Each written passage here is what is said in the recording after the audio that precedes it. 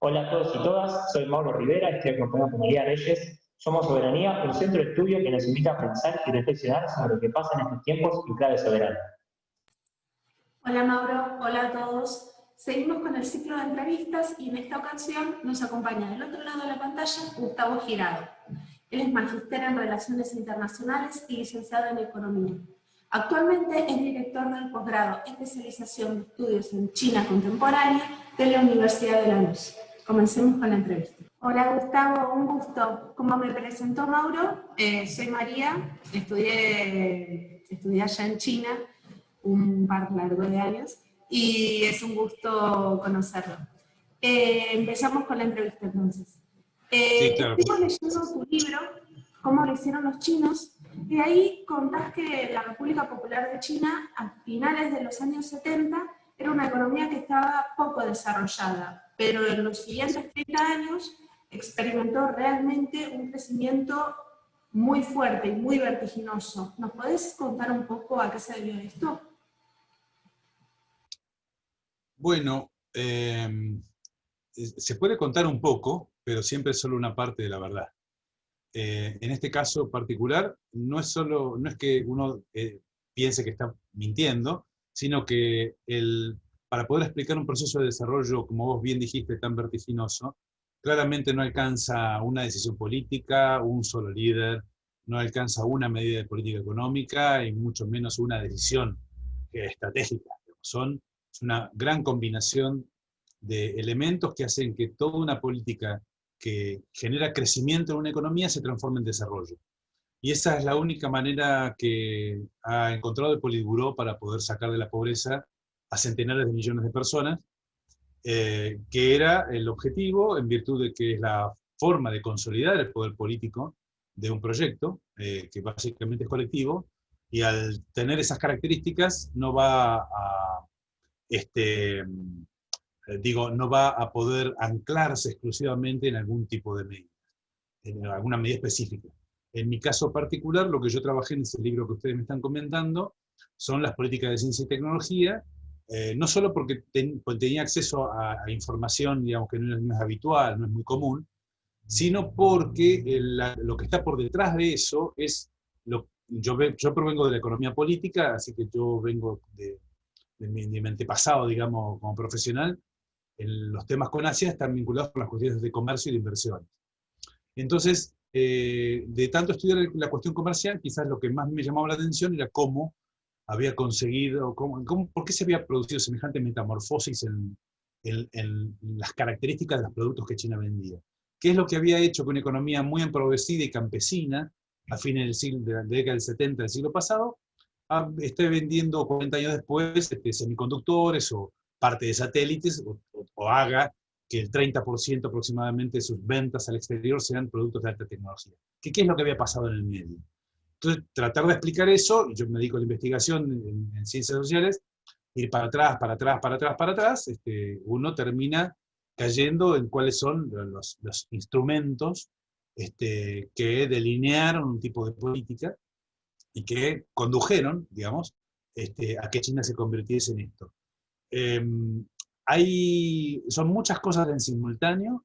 Yo estudié mucho las políticas de ciencia y tecnología, pero hay más que por qué pasó esto en China, pareciera que lo que hay que entender, o desde mi punto de vista, lo que hay que entender primero, es su necesidad de dejar de ser dependiente.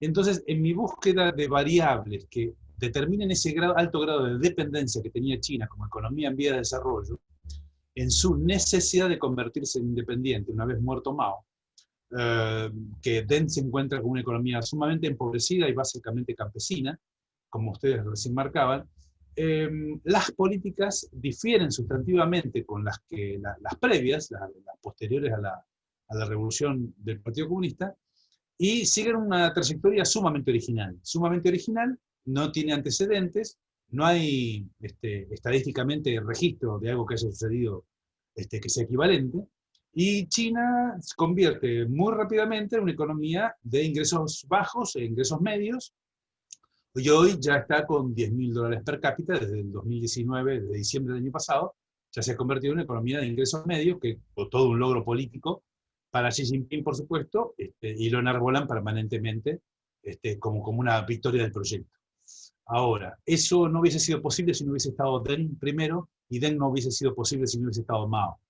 Entonces hay una consecuencia en esto, más allá de que el proyecto no haya sido siempre convergente, no haya tenido lineamientos claros, que haya habido mucha prueba y error también. Y eventualmente hubo varios centenares de años en los cuales gran parte del éxito se explicaba potencialmente a partir de la gran cantidad de gente que había en una región. Entonces, vos podés explicar gran parte de las cosas que sucedieron en la ex Unión Soviética, también en Estados Unidos, y por qué no en China hoy, por el hecho de haber tenido una oferta de mano de obra casi infinita de baja calificación.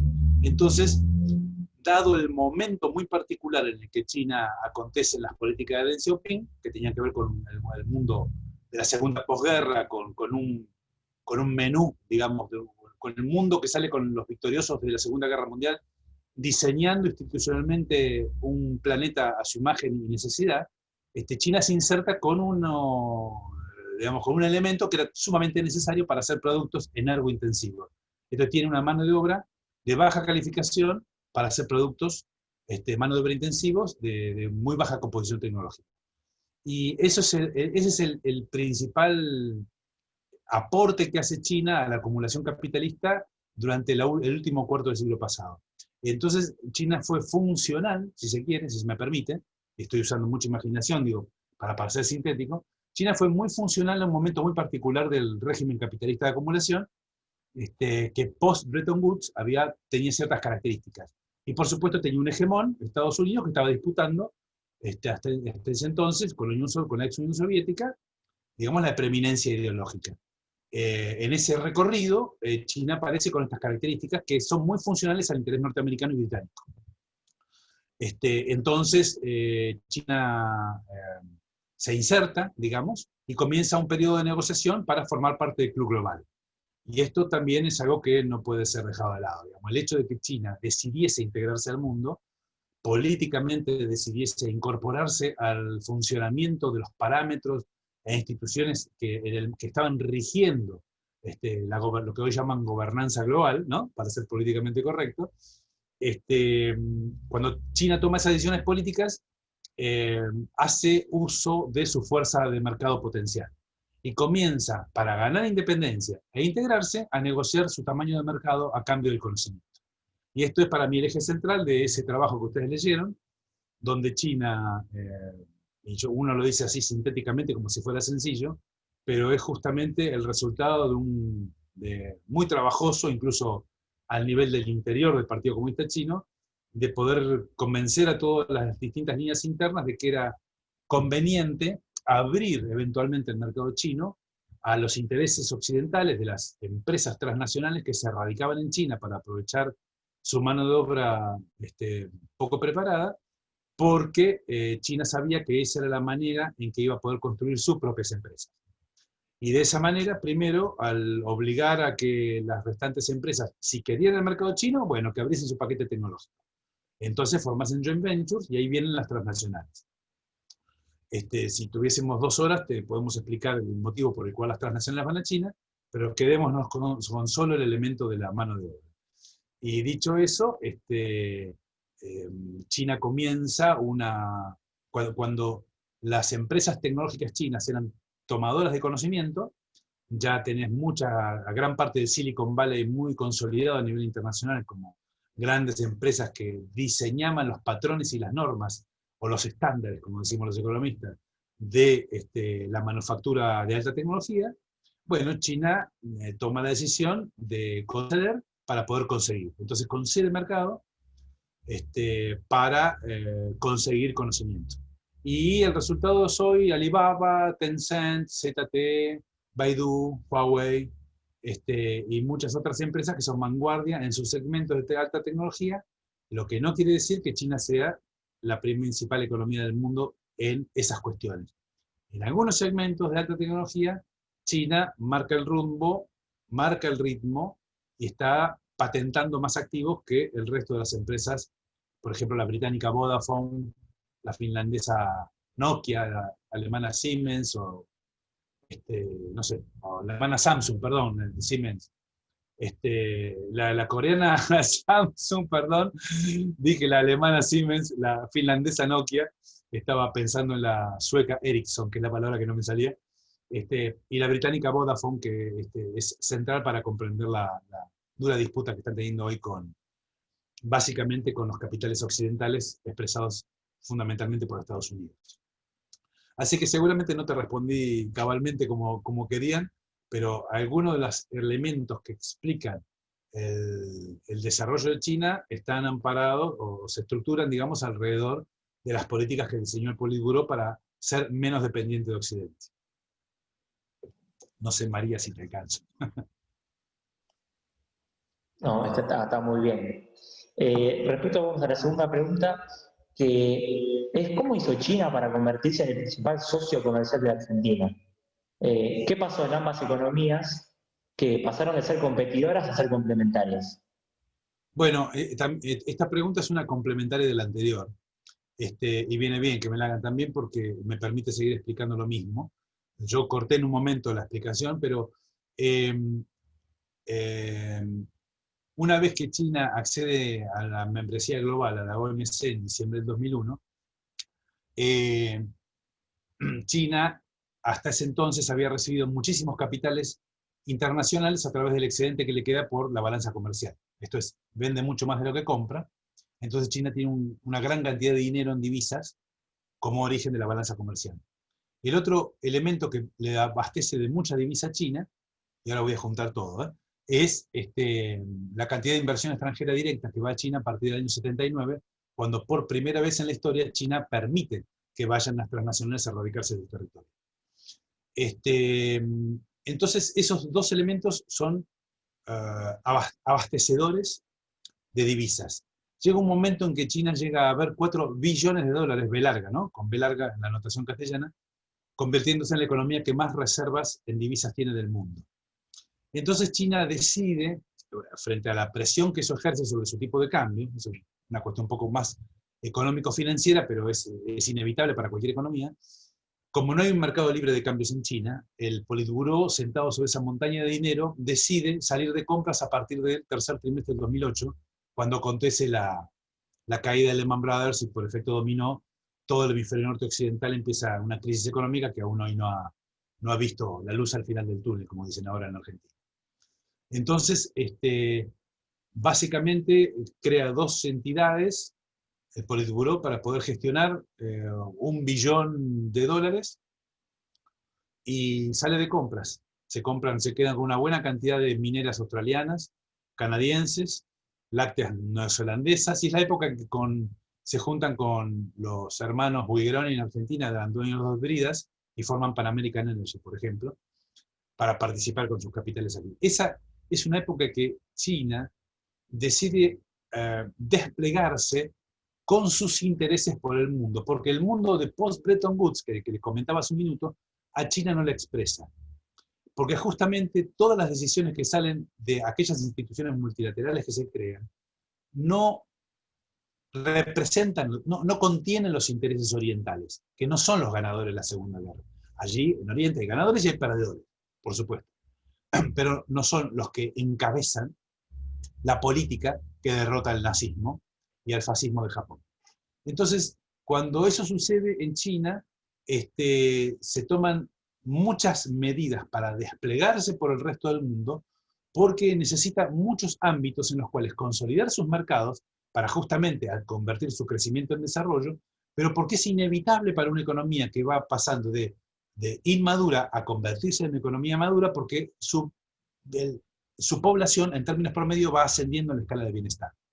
Entonces, a la medida que el ingreso medio va creciendo, la población china va, en términos promedio, insisto, estando en una mejor posición relativa, y convierten a su alimentación habitual e histórica de proteína vegetal en proteína animal. Entonces pasan a consumir, salen de la proteína de la hierba, del consumo del grano directo, a pasar a consumir animales, que es en definitiva el grano transformado, en otro tipo de proteína más calórica y con otro tipo de calidad. Y en la medida que esa transformación se va dando en China, también se va vinculando con el resto del mundo de una forma diferente. Es allí donde los Confucio se trasladan por el mundo, como lo había hecho la Alianza Francesa, la de Dante Alighieri, o los Ikana durante las décadas anteriores, cuando aquellos habían sido los que se desplegaron con sus intereses sobre sus excolonias. Bueno, aquí es algo muy parecido. Primero el Cáucaso meridional, y luego todo el sudeste de Asia, allí donde China tiene enclaves de intereses concretos, donde debe definir el abastecimiento futuro de insumos agroalimenticios, con socios de largo plazo que le resulten confiables. Entonces China tiene que consolidar un vínculo de futuro que le garantice el abastecimiento de aquellas cosas que no tiene. Porque si bien al comienzo de los 90 China vendía soja y vendía petróleo crudo, hoy no le alcanza la soja y no le alcanza el petróleo crudo que tiene.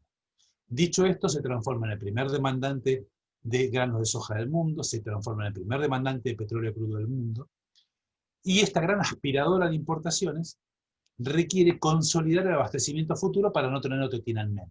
Y no tener otro Tiananmen significa tener socios a futuro,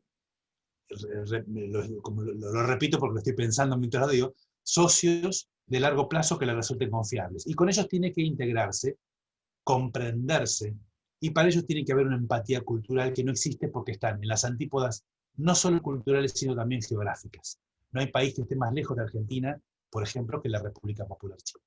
Entonces, atendiendo a tu pregunta, con Argentina encuentra no solo un espacio geográfico que le resulta, en términos, ¿cómo se dice?, organolépticos conveniente, porque Argentina es complementaria, específicamente complementaria de China, ya que toda nuestra canasta clásica de exportaciones son todas cosas que China compra. Y básicamente toda la canasta de exportaciones clásicas de China son todas cosas que constituyen nuestra canasta de importaciones. Entonces, de hecho, Argentina tiene una composición que es más complementaria que incluso el propio Uruguay. Ustedes saben, Argentina no tiene históricamente una extraordinaria relación con Estados Unidos y Norteamérica, porque compite con Estados Unidos, ya que producimos productos agroalimenticios de clima templado. Nunca nuestra relación fue especial con Estados Unidos y Norteamérica. Entonces, en un momento muy particular en el cual Argentina estaba requiriendo, al comienzo del siglo XXI, de fuentes de financiamiento y de otras dos cosas que Argentina carece, que son tecnología e infraestructura. Y esas tres, financiamiento, tecnología e infraestructura, en China las tiene en exceso. Entonces China tiene en exceso lo que Argentina carece. Argentina, desplazada de los mercados internacionales por el default, se convirtió en un target, nuestro país, muy interesante para la política china. Y por supuesto nos encontró a nosotros, a Venezuela y a otra gran cantidad de países, especialmente de Sudamérica, más que de América Latina, de Sudamérica, con los brazos abiertos para recibir los intereses concretos de China que se manifestaron en principio en la cuestión comercial. Por eso el complejo minero con el mineral de hierro de Brasil, Argentina y el complejo leginoso, Chile con el cobre, Bolivia con el estaño, Perú con el oro, Venezuela con el petróleo, Ecuador con el pescado, Paraguay con la soja. Todas nuestras balanzas comerciales en el siglo XXI, en la medida que China se convirtió en una aspiradora de esos productos, subieron de precio y por primera vez en 80 años, la tesis Prebisch-Singer de la caída de los términos de intercambio se revierte. Se revierte gracias a que hay economías como China e India que absorben violentamente los productos que constituyen nuestra canasta de exportación. Entonces, hay un momento histórico particular en el cual Argentina necesita lo que a China le sobra, por decirlo burdamente, y encuentra políticamente una afinidad manifiesta que hay una empatía muy importante en los proyectos, por cuanto Argentina luego consolidar paulatinamente una relación política con China mucho más interesante de la anterior, de la que existía de antes, y como es de público conocimiento se fija, se establece, se firma un acuerdo por el cual Argentina tiene un carácter con China de asociación de tipo integral. Y esa asociación de tipo integral, por supuesto, es superadora a las cuestiones comerciales y de inversiones, y ya involucra pautas que tienen que ver con la cooperación, no solo en materia de defensa, en posiciones en organismos multilaterales, sino también en cuestiones cooperativas, de tecnología, de intercambio, cultural, energético, pero básicamente también de conocimiento. Entonces hay una posibilidad de avanzar sustantivamente en ese tipo de campos, para lo cual creo que Argentina está preparada, por lo menos en términos nominales. Ahora vamos a ver cómo le va a este gobierno para poder consolidar esa relación, que eventualmente podría ser mucho más dinámica. Creo que está. Muchas gracias, Gustavo. Y en esa línea, en esa misma línea, es de público conocimiento también que en los últimos días la vicepresidenta de la Nación, Cristina Fernández, manifestó su voluntad porque Argentina se adhiera a los convenios de la iniciativa de la Franja y la Ruta, de Itairu, en China. ¿Nos podés contar un poco de qué trata esa iniciativa y de qué manera es esto beneficioso para nuestro país? Bueno, lo que originalmente se conoció como una franja, una ruta, el One Belt, One Road, ahora China lo convirtió en el BRI, Belt and Road Initiative, o Iniciativa de la Franja y la Ruta. Es un proyecto que es el mascarón de prueba del proyecto político de Xi Jinping, que desde mesa chica, ya por 2012 aproximadamente, pero cobró visibilidad 2 o 3 años después.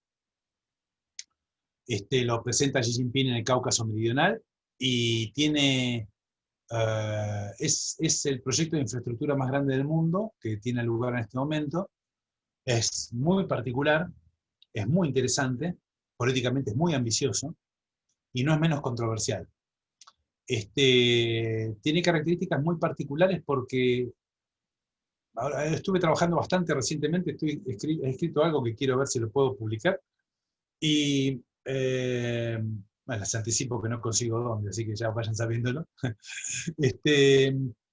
Y he encontrado en estas lecturas más profundas, digamos, que estuve haciendo más recientemente, el hecho de que el carácter vivo que tiene la Franja y la Ruta, el poco carácter estructurado que tiene, y la dinámica, porque básicamente encontré que muchos proyectos que originalmente habían sido presentados en términos de relaciones bilaterales entre, por ejemplo, China y Azerbaiyán, por decir algo, o China y Rusia, luego se vieron incorporados en los mecanismos de la Belt and Road Initiative. Es decir, primero aparecen los proyectos que se desarrollan en el marco de la cooperación bilateral y luego son incorporados en la Belt and Road, que es posterior a la definición de esos proyectos.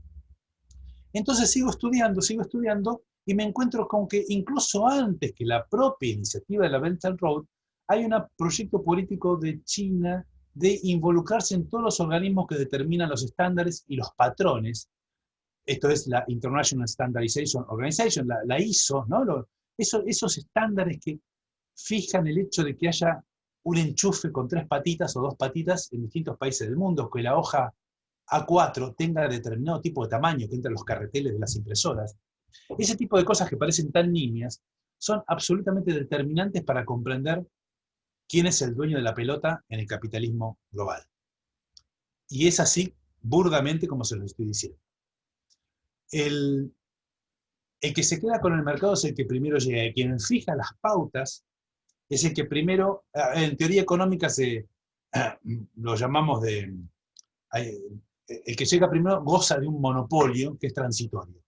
En el capitalismo mayumpeteriano, el que llega primero goza de un monopolio porque nadie tiene esa tecnología. Y mientras esa tecnología vos tengas la patente, es decir, lo inventaste, lo patentaste y luego lo convertís en innovación, cuando lo insertás en el proceso productivo. Mientras entonces vos haces el producto en menor cantidad de tiempo y de mejor calidad, baja su valor relativo en términos marxistas, por decirlo así, pero la cosa es que vos reventás a la competencia porque haces algo mejor. Mientras tu tecnología la detentás vos y no se difunde, vos gozás de un monopolio. Entonces, en los esquemas de estandarización, el que llega primero gana. Que te lo diga Bill Gates con Microsoft, por ejemplo. El que llega primero establece los patrones. Y si vos querés participar en ese mercado, tenés que seguir ese patrón. China ha estado ausente de todos esos mecanismos de fijación de estándares. Bueno, China ahora está involucrado. Y esa política de involucramiento es anterior a la Belt and Road. Por eso yo acabo de escribir ahora lo que yo creo está incluso por detrás de todo esto, y que es la intención china de internacionalizar sus patrones. Porque en la medida que tenga dificultades de penetrar las instituciones de estandarización internacionales, no tiene otra alternativa que difundir su tecnología a partir de vínculos con todo su vecindario primero y con otros continentes después, llegando incluso a Sudamérica con las recientes reuniones de CELAC-China, perdón, tratando de difundir los patrones que están encerrados en su tecnología que implican el conocimiento. Ese conocimiento por el cual China tuvo que pagar durante décadas y del cual era dependiente. China se independiza, ese conocimiento es dueña, y con el Politburo, es decir, con el Estado, hace que las empresas que son mascarones de proa del proyecto de independencia avancen por sobre las rutas creadas en la Belt and Road y se despliegue. Pero primero debe crear paz a su alrededor, por eso está la Organización de Cooperación de Shanghái también por detrás. Esto es creando un régimen que haga de muro de la OTAN por Europa del Este, de manera tal de poder desplegar sus intereses, por supuesto los nucleares, los militares, asociándose con Rusia de una forma mucho más estrecha, ahora con India y Pakistán también adentro.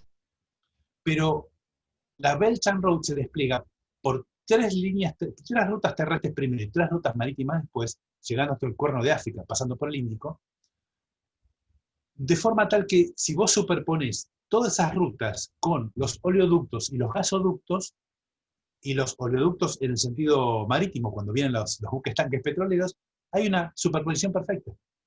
Entonces vos te das cuenta que ese interés político está directamente plasmado con un interés geopolítico de despliegue, pero de garantizar el desarrollo de aquellos lugares por donde pasan sus intereses. Entonces, si China tiene un exceso de producción, porque, por ejemplo, se cae el nivel de actividad mundial, por ejemplo, con el COVID-19, sus compradores históricos no tienen para comprarle. Entonces, China tiene que garantizarse la salida del excedente de oferta por rutas mejoradas, puertos mejorados, aeropuertos mejorados, canales de comercialización y distribución mucho mejores, con capitales chinos, con conocimiento chino y el financiamiento del Banco Asiático de Inversión e Infraestructura.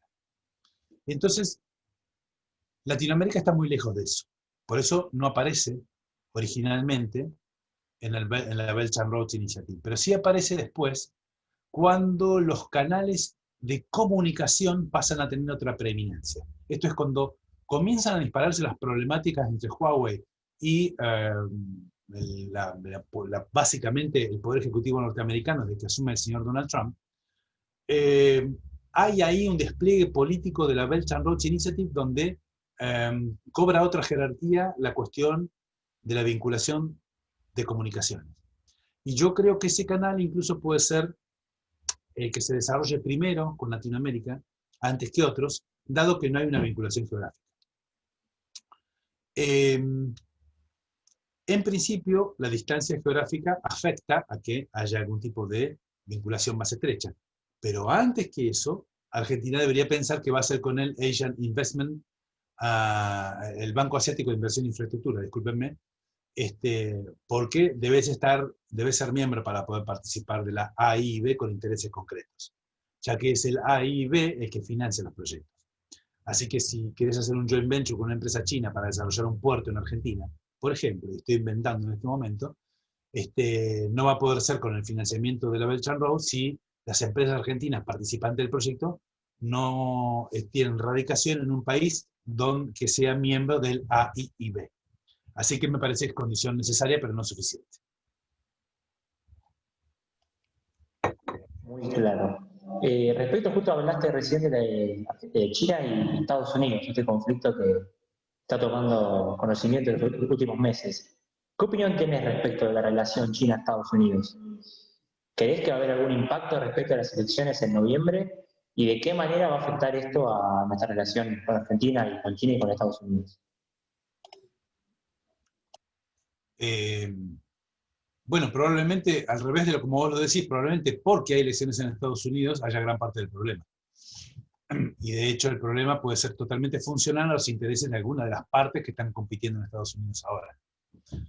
El señor Donald Trump, debo admitir que es un feroz cumplidor de sus promesas preelectorales, porque recuerdo que era el target de su discurso preelectoral, el hecho de que China era el demonio convertido en la bandera roja, que había cobrado cuerpo, digamos, en la bandera, y ha sido el país más mencionado por el señor Donald Trump en la campaña preelectoral y muy especialmente en el 2016. Y él, cuando una vez gana las elecciones, lo primero que dice es que va a hacer tres cosas. Primero, va a quitar a Estados Unidos del Tratado de Asociación Transpacífico, el famoso TPP, cosa que cumple. Y lo segundo es que informa ese día que si no alcanza una relación más conveniente para Estados Unidos en su relación bilateral con China, al momento que él tenga que salir del Ejecutivo, 4 años después, esto es ahora, dentro de unos meses, él decía que los impuestos que le iba a cobrar los productos chinos iban a alcanzar el 45%, para que ingresen al territorio norteamericano.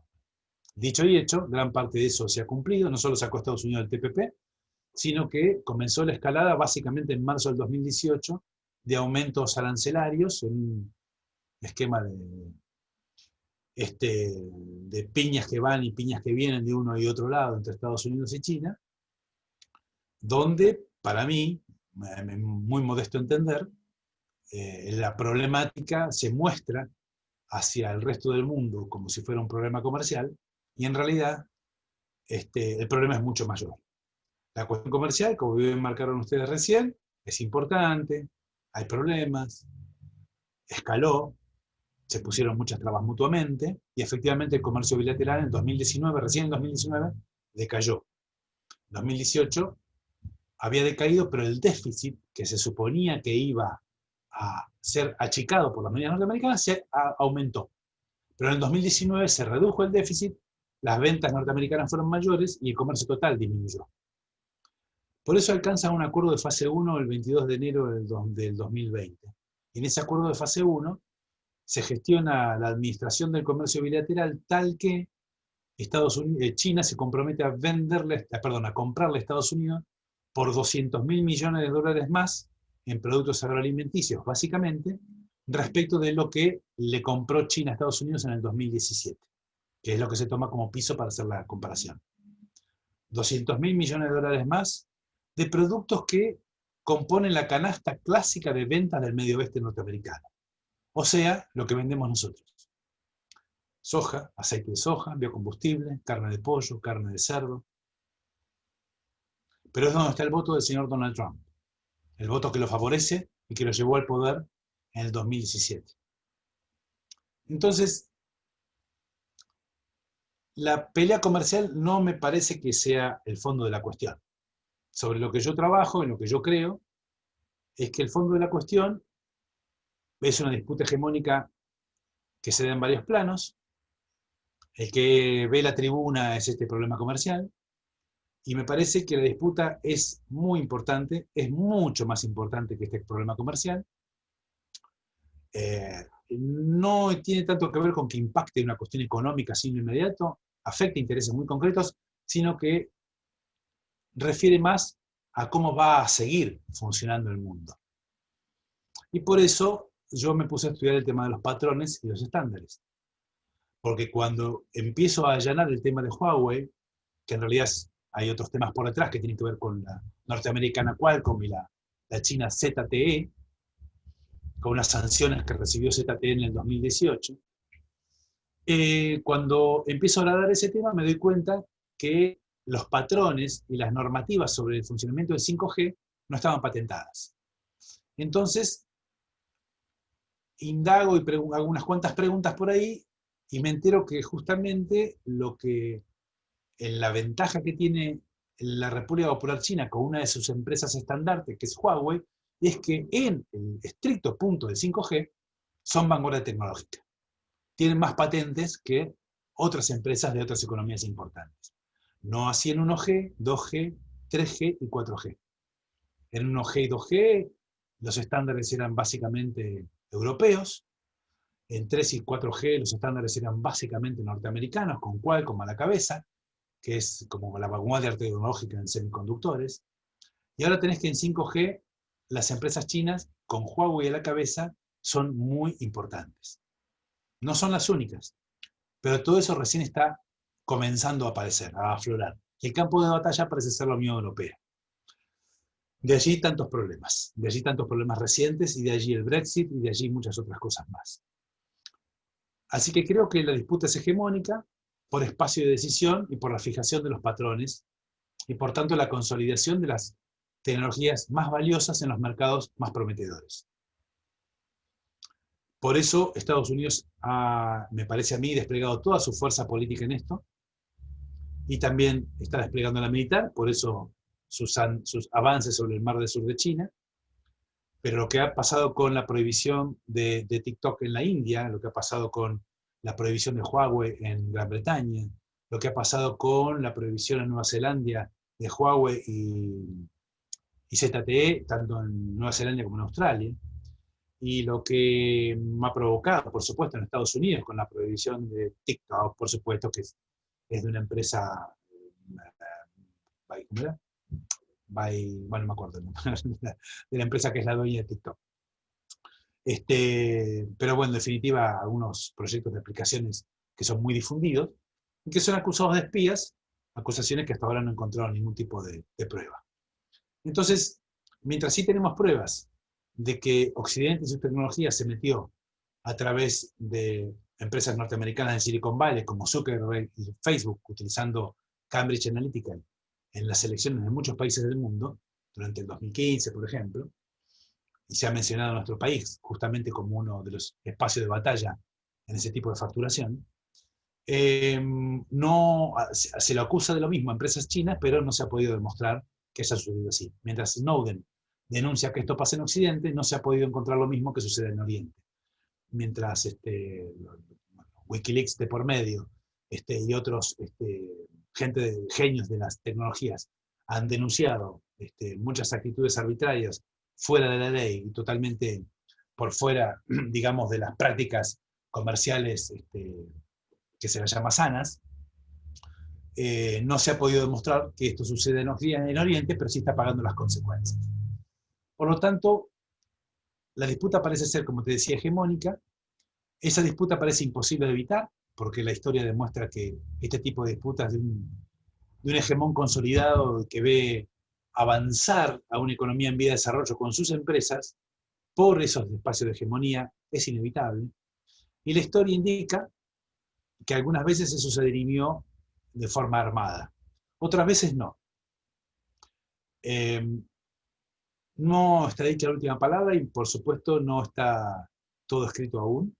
Esto está sucediendo y es muy difícil pensar, o en lo personal me resulta difícil pensar que esto tenga una traducción con un combate armado, o sea, se transforma en una guerra de alta intensidad. Puedo pensar, sí, objetivamente, que algo focalizado y de baja intensidad es posible, con un epicentro muy claro, que es el mar del sur de China. Pero es muy difícil pensar otra cosa porque si vos ves un mapa y señalas con un punto luminoso todos aquellos lugares donde haya una base militar norteamericana o británica, el mapa es una gran luminosidad. Si vos iluminás los lugares donde haya una base militar china, solamente se va a encender una lamparita de 25 en el Cuerno de África, en Djibouti, que es la única base extra geografía que tiene la República Popular China por fuera de su territorio. Las distancias en términos tecnológicos entre China y Estados Unidos son importantes en favor de Estados Unidos. La hegemonía del dólar norteamericano todavía sigue siendo importante, más allá de todos los progresos chinos, que sigue siendo una economía en vía de desarrollo y sigue siendo una economía que tiene muchos pobres, si bien probablemente acabe con la pobreza en 1 o 2 años.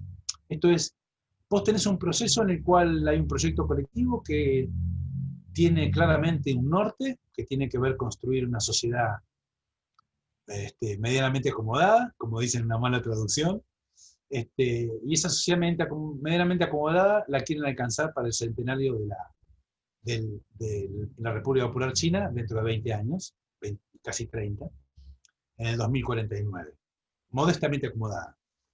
Y para alcanzar ese estadio requieren no tener otro Tiananmen, por supuesto, y consolidar el proyecto del poder político de Xi Jinping, que por eso cambió la Constitución hace poco tiempo atrás, y ya no tiene una limitación temporal para ejercer el Ejecutivo en la República Popular. con una fuerte concentración de poder y gran personalismo, como si fuera la época de Mao, esta persona se convierte en alguien muy, pero muy importante para el inmediato destino de China. Como China, desde el 2014, la economía más grande del mundo en términos de paridad de poder de compra, China desplaza por primera vez en 142 años a quien había sido, desde 1874, Estados Unidos de Norteamérica es la economía más grande del mundo. Ese lugar lo pierde en el 2014, 142 años después, en términos de paridad de poder de compra, midiendo en PPP, en manos de la República Popular China.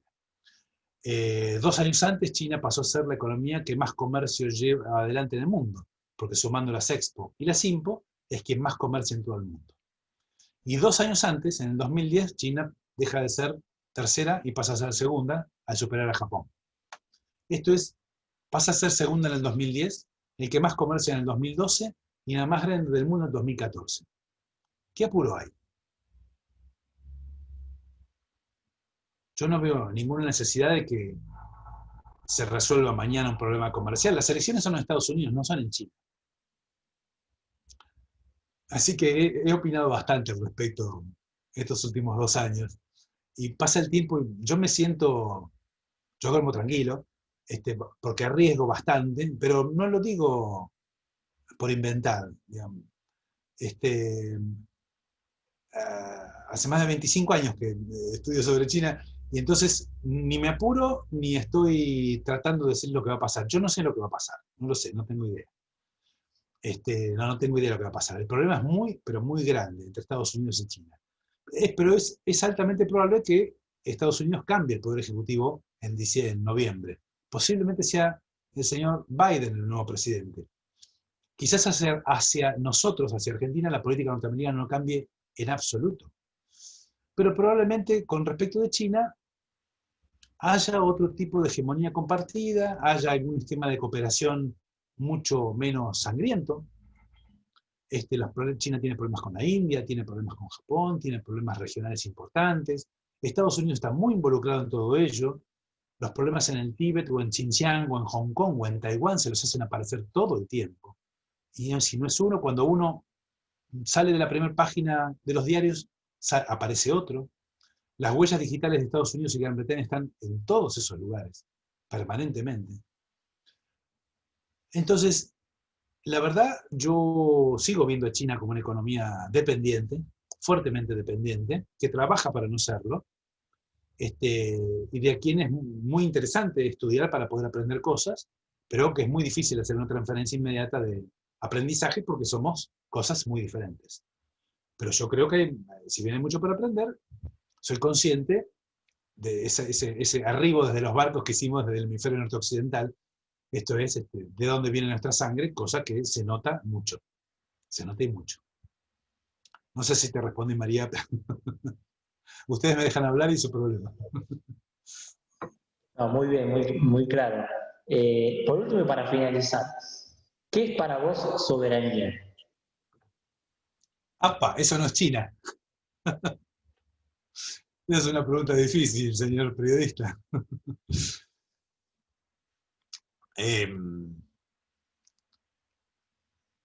Los libros deben decir algo parecido a... Deben hacer referencia justamente a esto que estuve estudiando de la dependencia y de la independencia.